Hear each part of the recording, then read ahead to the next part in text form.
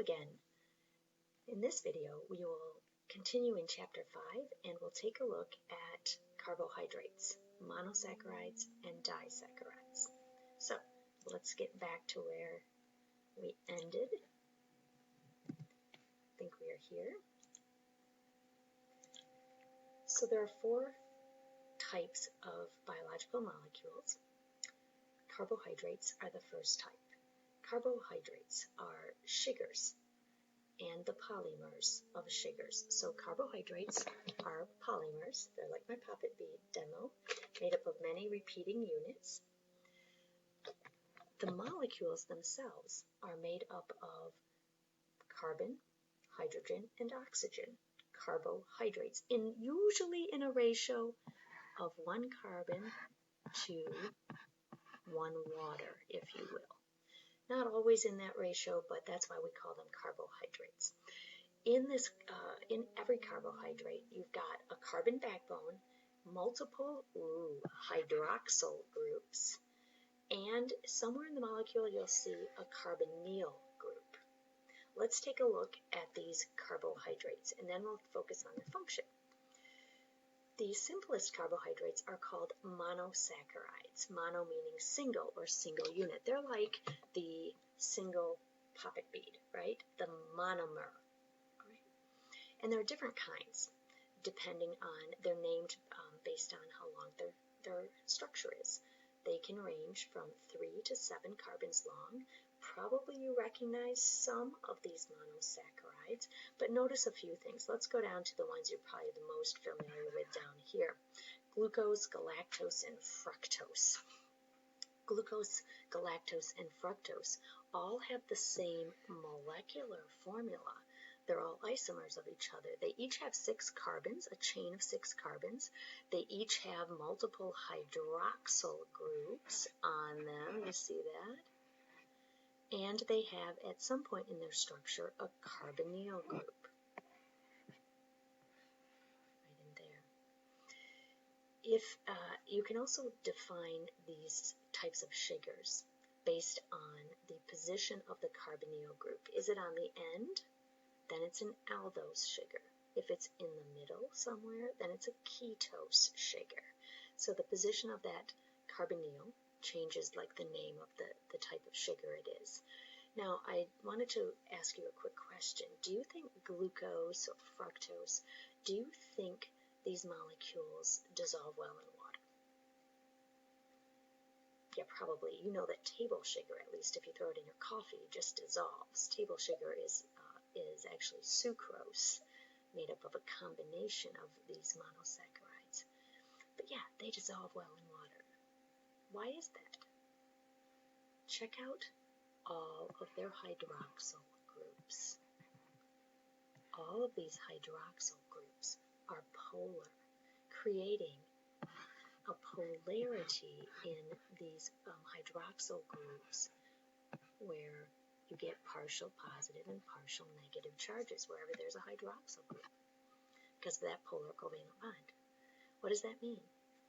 This glucose molecule is partially charged everywhere. Water's going to be attracted to it. Water is going to surround it and dissolve it. Okay.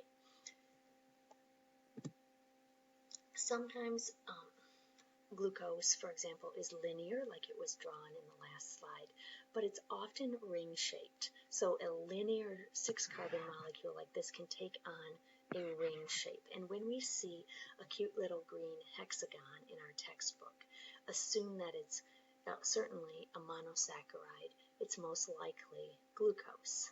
And so here we can see exactly how the linear version of glucose turns into the ring shape. And you can see that the carbons are numbered to help us follow where the carbons are. Now, what do you think the functions of glucose and fructose and some of these other things are? Yeah, absolutely. Sugars, right? So they're going to be a huge source of energy for our cells to do work, right? To do whatever they need to do. They are also, I think, though, the building blocks of more complex sugars or more complex carbohydrates, right? What if I put together multiple glucose molecules, or glucose and fructose, what would I get? A bigger carbohydrate. Yeah. In fact, disaccharides are sugars that are made up of two monomers linked together. Okay? Two monomers like this. Oops, this one's not real tight. All right. Now I've got a disaccharide. Let's give you some examples of disaccharides. I think I've already mentioned one. Sucrose is one of these. We'll look on the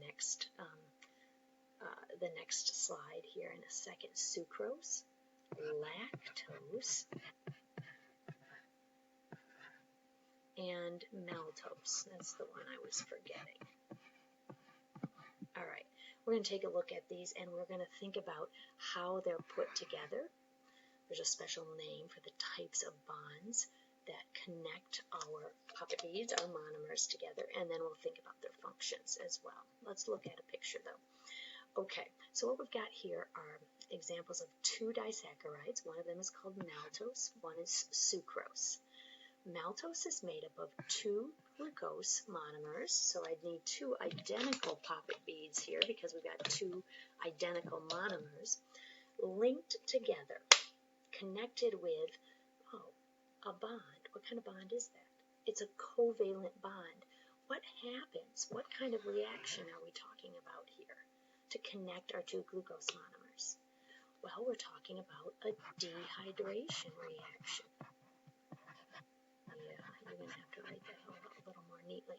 A dehydration reaction. And what happens here is we connect, in maltose, two glucose monomers get connected to each other, and we call it a glycosidic linkage. A glycosidic linkage means it's a covalent bond has formed between two sugars. This one's called a 1,4 glycosidic linkage because it connects the first carbon of one of our glucose molecules to the fourth carbon of our second glucose molecule. All right, where are we going to find maltose? Maltose is found in germinating grains like barley, for example. We might call it malt, maltose, and it's a source of energy, absolutely, for a growing grain, right? Sucrose, or table sugar, is made up of a glucose and a fructose molecule, all right? And they're connected with a dehydration reaction, okay, covalently connected to form a glycosidic linkage between the two. This one's called a 1,2 glycosidic linkage because it's the first and the second carbon of glucose and fructose that get connected. Fructose has a different shape than glucose. Notice that fructose actually is a 5-membered ring with 2 carbons on the outside of that ring.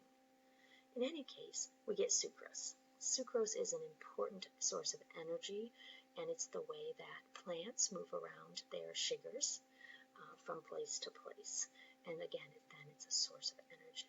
We have one more that I wanted to mention, and that is lactose. Lactose is made up of glucose plus galactose. Let's look at the next slide. Okay, so here is lactose. It's made up of a glucose molecule plus galactose linked covalently again. And we're going to find lactose in its milk sugar, we might call it, right? It's the sugar found in dairy products.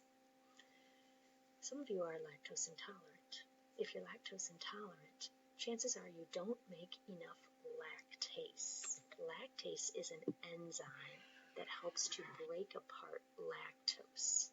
And if you can't break apart lactose, apparently lactase then can cause some irritation in your bowels. So if you don't have enough lactase, you can't break it down. Some of us, or almost every one of us, has enough lactase when we're born. We drink milk. That's what we have evolved to do. We're mammals, right? But as we grow older, in many of us, the amount of lactase that we make declines over time. We still have the gene for making lactase. It's just not turned on. And we don't make as much lactase as we need to, and that's why we get tummy aches or whatever when you're eating ice cream or eating too much of it. Okay, lactase is another source of energy. We'll talk about these in the next video.